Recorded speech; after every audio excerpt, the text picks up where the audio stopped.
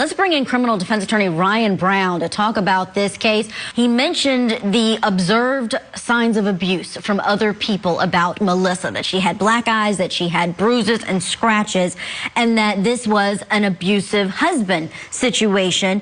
He also talked about there being the existence of a saw that had been stolen and an entity that was fired over it. And we know that there was a dismemberment here that experts are going to say happened perhaps with a saw. Talk about what makes a cold case very difficult.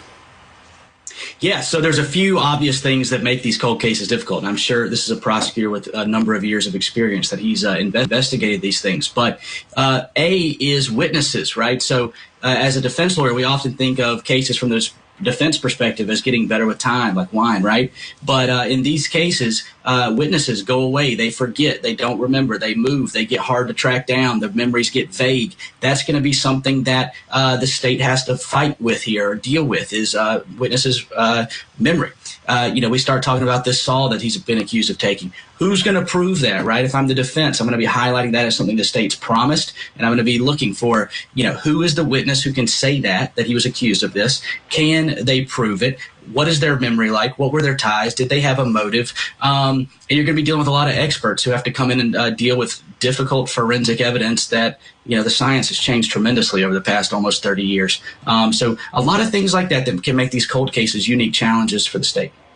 Ryan, you mentioned witnesses and their memories. We're talking about daughters of this defendant and the victim who are going to come in. They couldn't have been more than 3, 4, 5 years old at the time that their mother disappeared. But we learned in this opening statement that the prosecution says this daughter is going to say, my dad used to say he knows how to get away with murder, that he had a place to go to if he was on the run. How much credibility is the jury going to give to a child's memory? Of course, now these are going to be adult women coming into the courtroom, especially given the fact that they lived with their father all of these years after their mother's disappearance.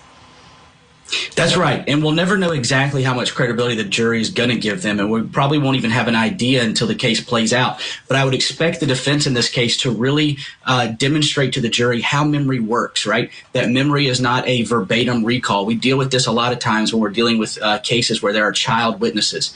That memory is a reconstruction, not a verbatim recall, and that things can impact that memory, like, outside influences. The reason people say if you tell yourself something enough, it becomes true is because memory really can be affected by that.